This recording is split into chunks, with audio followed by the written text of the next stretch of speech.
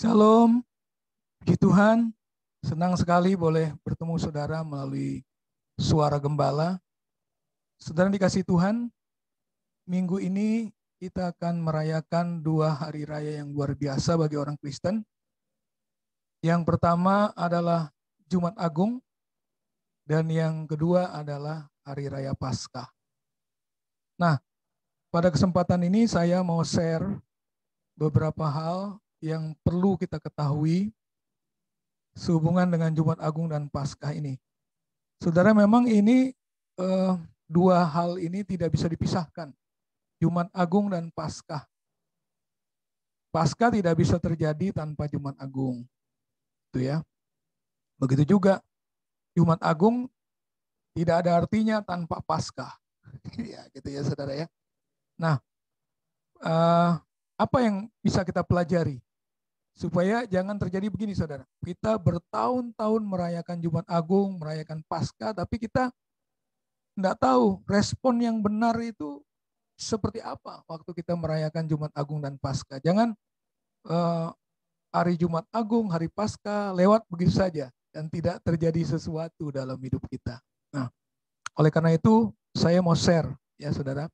Nah, paling tidak ada 3 hal yang saya rindu share kepada saudara bicara tentang Jumat Agung dan Paskah. Yang pertama adalah tentang kasih Allah Bapa. Yang kedua, kasih Tuhan Yesus dalam bentuk nanti pertukaran ya yang Tuhan Yesus lakukan.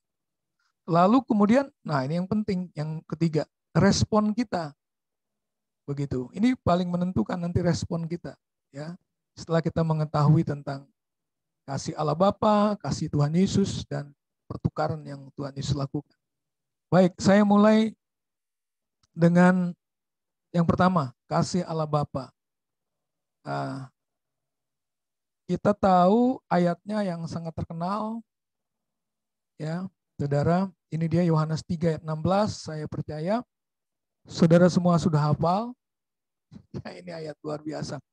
Karena begitu besar kasih Allah akan dunia ini, sehingga Ia telah mengaruniakan anaknya yang tunggal, supaya setiap orang yang percaya kepadanya tidak binasa, melainkan beroleh hidup yang kekal. Nah, apa hubungannya Jumat Agung dengan kasih Allah Bapa? Gitu ya. Nah, saudara, saya beri ilustrasi begini ya, saudara.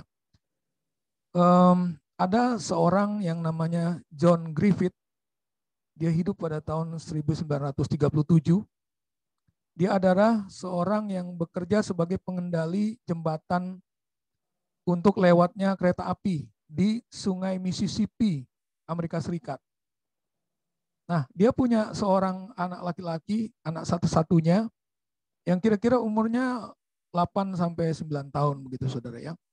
Dan anak dengan bapak ini hubungan begitu dekat gitu, sangat dekat. Sehingga anaknya ini seringkali pulang sekolah itu suka main ke tempat ayahnya bekerja dan dia senang memperhatikan kereta api. Ya, saudara. Nah, juga dia perhatikan bagaimana ayahnya bekerja gitu ya. Menurunkan dan menaikkan jembatan untuk kereta api lewat. Nah, suatu saat saudara, entah bagaimana ayahnya itu sedang ada pekerjaan yang lain, gitu. Sementara anaknya main-main di sekitar kantornya itu, lalu tiba-tiba dari arah jauh sudah terlihat kereta api. Kereta itu akan lewat gitu ya. Sementara jembatan belum diturunkan. Nah, lalu anaknya ini mulai teriak-teriak kepada bapaknya, "Papa, papa, kereta api," gitu kan. Tapi bapaknya mungkin kurang dengar atau sedang konsentrasi kepada hal yang lain sehingga dia kurang mendengar, sementara kereta api makin dekat. Nah, lalu kemudian apa yang dilakukan anaknya ini? Anaknya langsung menuju ke tempat di mana biasa orang tuanya itu menurunkan mesin penurun jembatan itu gitu ya, menurunkan mesin itu untuk membuat rel jembatan itu turun gitu ya. Tapi karena dia masih kecil, saudara, tiba-tiba dia malah ayahnya lihat dari jauh apa yang dilakukan anaknya itu. Tapi saudara udah terlambat, anaknya udah buru masuk ke bagian bawah jembatan itu, saudara ya. Nah, waktu itu ayahnya sudah sampai di mesin untuk menurunkan atau menaikkan jembatan itu. Kereta sudah semakin dekat. Jadi cuma ada dua pilihan, saudara, yang harus dilakukan oleh John Griffith ini. Pertama, dia membiarkan jembatan itu tidak tertutup dan akibatnya adalah kereta itu akan jatuh gitu ya, dan semua orang yang ada dalam kereta itu akan mengalami kecelakaan dan kemungkinan akan binasa. Atau pilihan kedua, dia turunkan tuas itu untuk membuat jembatan itu turun dan akibatnya anaknya akan terjepit dalam jembatan itu dan mati. Nah, setelah dia bergumul, akhirnya saudara yang dia lakukan terakhir dia turunkan tuas itu. Sehingga jembatan itu kemudian menutup dan kereta itu bisa lewat. Nah, ini adalah gambaran pengorbanan seorang bapak. Dia mengorbankan anaknya dengan tujuan supaya orang banyak yang ada dalam kereta itu bisa diselamatkan. Padahal saudara, kalau kita lihat di sini, anaknya itu adalah orang yang masih murni, masih suci, masih kudus gitu ya. Sementara di dalam kereta itu banyak sekali orang-orang berdosa, orang narkobaan, orang yang suka pemarah gitu ya, orang yang mementingkan diri sendiri, banyak orang-orang berdosa. Tapi dia memilih untuk mengorbankan anaknya. Dan ini adalah salah satu contoh, saudara. Ilustrasi yang sangat jelas dari kejadian nyata bahwa begitu juga dengan Allah Bapa di surga. Melalui Jumat Agung, dia mengorbankan anaknya yang tunggal, anak satu-satunya. Yang lahir di bumi, kemudian menjadi besar, dan akhirnya harus mati di kayu salib. Jadi saudara, jelas sekali, Jumat Agung, pengorbanan Tuhan Yesus di kayu salib, itu adalah gambaran kasih Allah Bapa yang sangat besar kepada manusia yang berdosa, kepada kita semua. Ya, jadi saudara, yang pertama yang harus kita tangkap adalah kalau kita merayakan Jumat Agung, kita tahu Allah Bapa di surga sangat mengasihi kita. Haleluya, haleluya. Amin, saudara. Oleh karena itu kita juga harus mengasihi Allah. Oke, itu yang kedua. Lalu kemudian yang berikutnya, kita bicara tadi ya saudara, kita kembali lagi, kita bicara tentang kasih Tuhan Yesus. Nah, jelas sekali tokoh utama dalam peristiwa salib adalah Tuhan Yesus sendiri, saudara ya. Nah, jadi kita harus tahu bagaimana kasih Tuhan Yesus itu ke dalam kehidupan kita melalui karya salib itu. Nah, sekarang pertanyaannya, untuk apa Yesus itu disalibkan? Gitu ya. Untuk apa Yesus itu disalibkan? Nah, ternyata saudara, ada 8 hal yang dialami oleh Tuhan Yesus di kayu salib. Dan 8 hal ini sebenarnya harusnya kita sebagai orang berdosa yang alami itu. Yang warna merah itu ya saudara ya. Kalau saudara lihat. Ya, ini ada 8 hal yang dialami oleh Tuhan Yesus yang sebenarnya harusnya kita yang alami sebagai orang yang berdosa. Tapi Yesus menggantikan kita. Nah, itu yang luar biasa saudara. Sehingga ini yang kita sebut prinsip pertukaran. Harusnya kita yang di sana sebagai orang berdosa, tapi Yesus yang menggantikan kita. Menanggung 8 hal. Supaya kita tidak mengalami yang 8 hal ini, malah terjadi yang sebaliknya. Kita dimerdekakan. Gitu ya saudara ya. Nah, baik kita lihat satu-satu.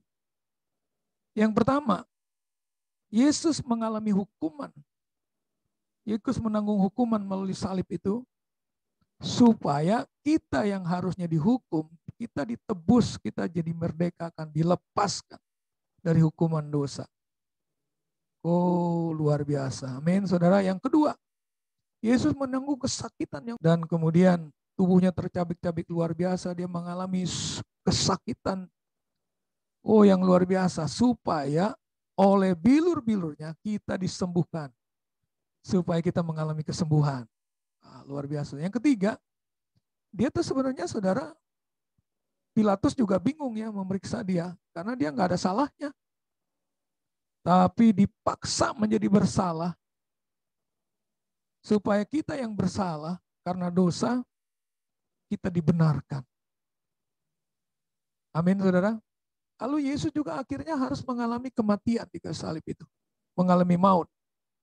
Bahkan bukan hanya bicara jasmani, dia mati secara jasmani. Tapi juga sebenarnya dia terpisah dengan Allah Bapa pada waktu itu. Karena dia sedang menanggung dosa semua manusia. Sehingga dia berkata, Eli, Eli, lama sabachthani. Allahku, Allahku, kenapa engkau meninggalkan aku? Pada waktu itu dia terpisah dari Bapanya. Padahal selama ini dia sangat dekat dengan Bapanya. Pada waktu itu, pada waktu dia tanggung semua dosa manusia itu, dia terpisah. Dia terpisah, dia mati supaya kita hidup. Supaya kita memiliki hidup dan memiliki hidup yang kekal. Itu ya. Upah dosa adalah maut, tetapi karunia Allah adalah hidup yang kekal dalam Kristus Yesus Tuhan kita. Itu ayatnya Roma 6:23. Lalu saudara lihat juga Yesus dibuat menjadi sangat miskin sekali ya. Terakhir jubahnya pun diambil gitu kan, diundi. Hingga dia tidak punya apa-apa lagi di atas kayu salib.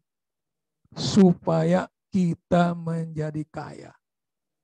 Yesus dibuat menjadi miskin supaya kita menjadi kaya. Luar biasa. Bahkan sebelumnya, sebelum pencabukan itu dia sempat disidang di depan mahkamah agama, diludahi, dipukuli, itu diejek secara luar biasa. Begitu juga waktu disalib, kalau engkau anak Allah turun dari salib itu, gitu ya.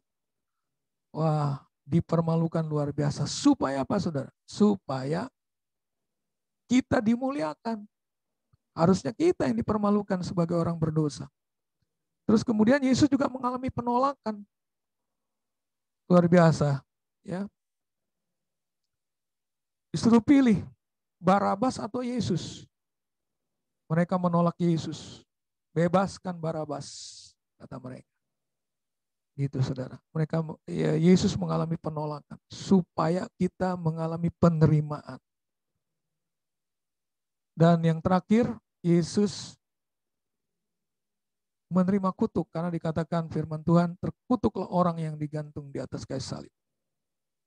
Supaya kita menerima berkat. Puji Tuhan. Saudara bisa lihat ya, 8 hal ditanggung oleh Tuhan Yesus yang harusnya kita yang alami, tapi kita malah dimerdekakan dari itu semua.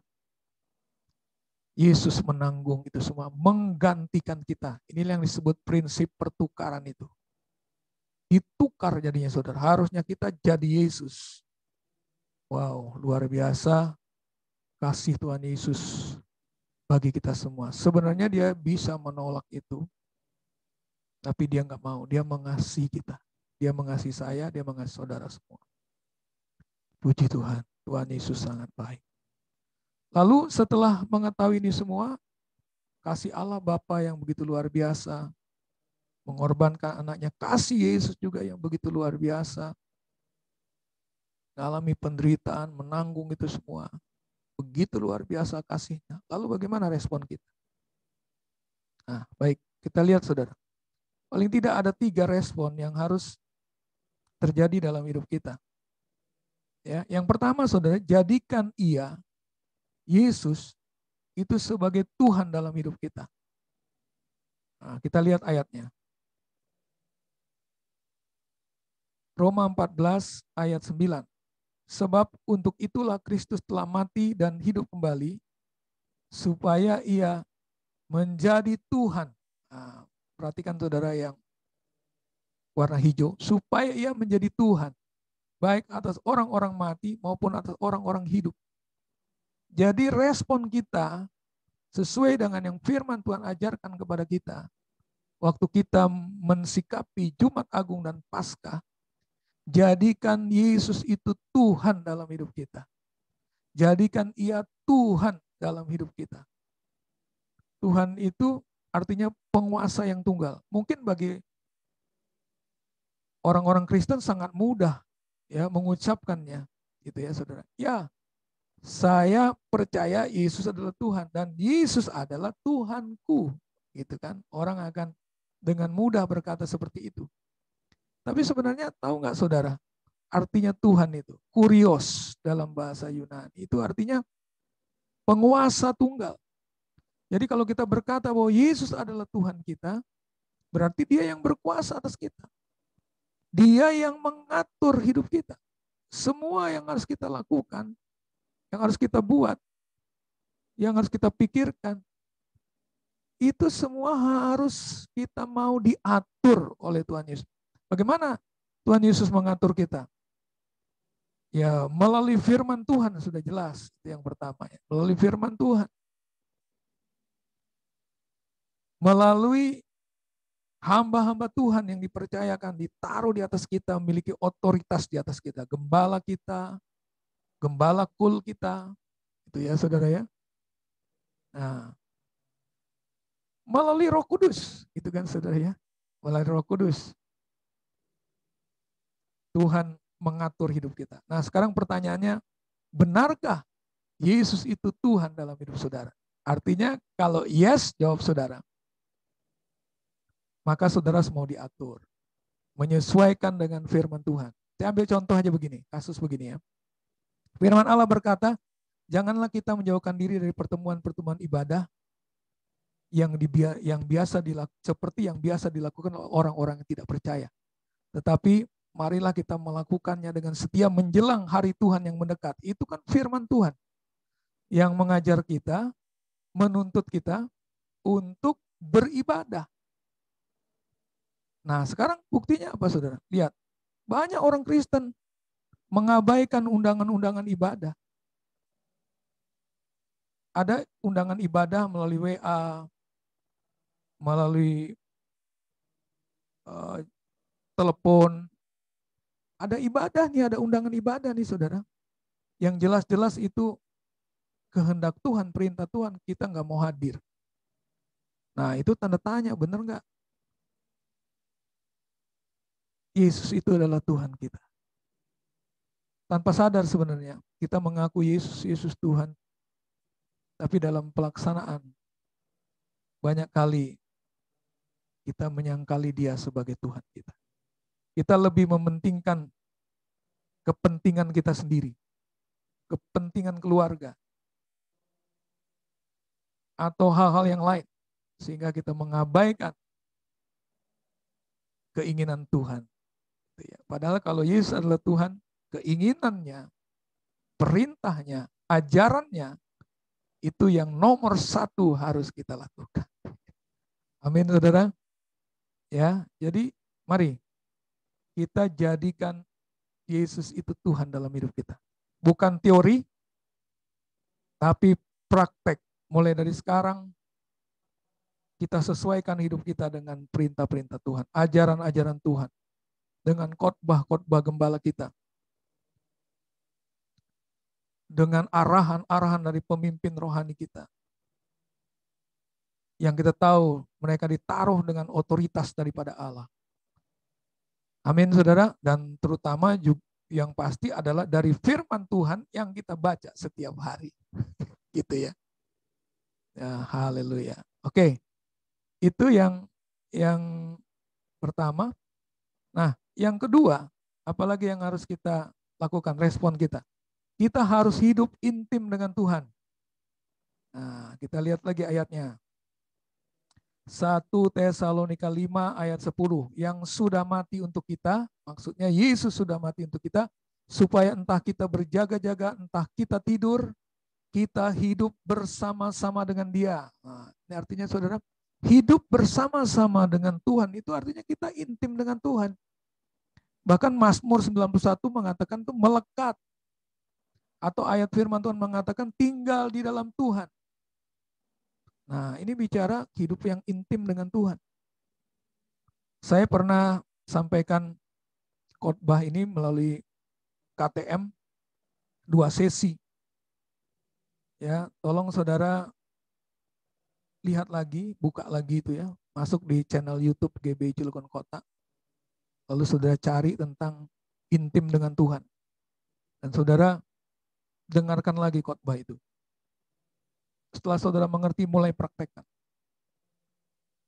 Ya, yang paling gampang itu hidup intim dengan Tuhan, ya kita harus setiap hari dengan Tuhan gitu ya. Tiap hari saudara harus saat teduh. Tiap hari saat teduh, bergaul dengan Tuhan tiap hari. Baca firman, berdoa, muji, menyembah Tuhan tiap hari. Lalu kita juga intim dengan Tuhan melalui pertemuan-pertemuan ibadah. Pertama ibadah pribadi, kedua ibadah bisa ibadah keluarga juga ibadah bersama-sama sebagai satu gereja lokal. Saudara hadir dalam kebaktian tengah minggu. Begitu. Ya, saudara, dalam undangan-undangan ibadah yang diberikan, saudara responi. Oke.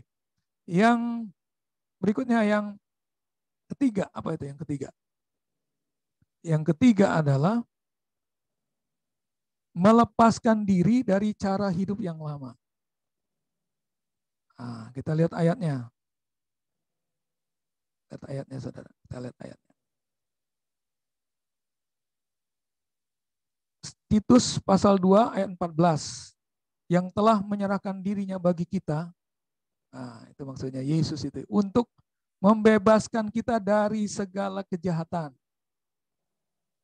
Untuk menguduskan bagi dirinya suatu umat kepunyaannya sendiri yang rajin berbuat baik. Jadi respon kita yang ketiga, kita harus menjauhi kejahatan. Amin. Kita harus menjauhi kejahatan.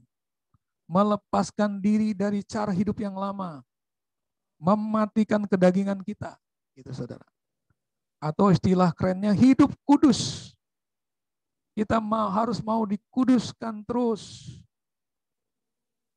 Punya kerendahan hati untuk mau terus bertobat. Ya, berubah. Mengalami proses yang namanya sanctification. Nah, kalau hari-hari ini gembala pembina kita sedang berbicara tentang tahun integritas. Nah, kita harus membangun integritas seperti Tuhan Yesus. Amin, saudara. Ya, jadi ingat waktu kita merayakan Jumat Agung dan Paskah, 3 hal harus kita lakukan. Jadikan Yesus itu Tuhan dalam hidup kita, bukan teori, tapi praktek. Lalu kemudian yang kedua, intim dengan Tuhan. Tiap hari dengan Tuhan. Yang ketiga, miliki kerendahan hati untuk mau bertobat terus, dirubah terus, dikuduskan. Untuk mematikan kedagingan keduniawian dan mengalahkan tipu muslihat iblis. Hingga kita makin hari makin berubah. Makin menjadi orang yang berintegritas seperti Tuhan Yesus. Puji Tuhan. Itu yang bisa saya sampaikan melalui suara gembala pada bulan ini. Biar itu semua menjadi berkat khusus bagi kita. Untuk kita merayakan Jumat Agung pada hari Jumat ini dan merayakan Minggu Paskah. Tuhan Yesus memberkati. Kita berdoa, saudara. Tuhan Yesus, terima kasih, kami bersyukur dalam waktu yang singkat kami menerima penjelasan dari Tuhan tentang Jumat Agung dan Paskah. Kami rindu, kami memiliki respon yang benar. Tolong kami, Roh Kudus, penuhi kami, urapi kami, sehingga kami menjadikan Yesus Tuhan dalam hidup kami. Secara praktek hidup kami setiap hari. Bukan hanya teori. Bawa kami dalam keintiman dengan Tuhan. Biar kami tiap hari dengan Tuhan melaksanakan saat teduh, mesbah keluarga, dan terus mencari pertemuan-pertemuan ibadah. Biar kami melekat akan tinggal di dalam Tuhan Yesus. Dan Roh Kudus tolong kami agar kami terus melawan setiap kedagingan, melawan segala sesuatu keduniawian, tipu muslihat setan. Kami mematikan setiap manusia lama, kebiasaan-kebiasaan yang jahat. Sebaliknya kami bertumbuh dalam integritas. seperti Tuhan Yesus, karakter Tuhan Yesus makin hari makin bertambah-tambah. Roh Kudus menolong kami. Terima kasih Tuhan, di dalam nama Tuhan Yesus. Yang percaya sama-sama katakan, amin.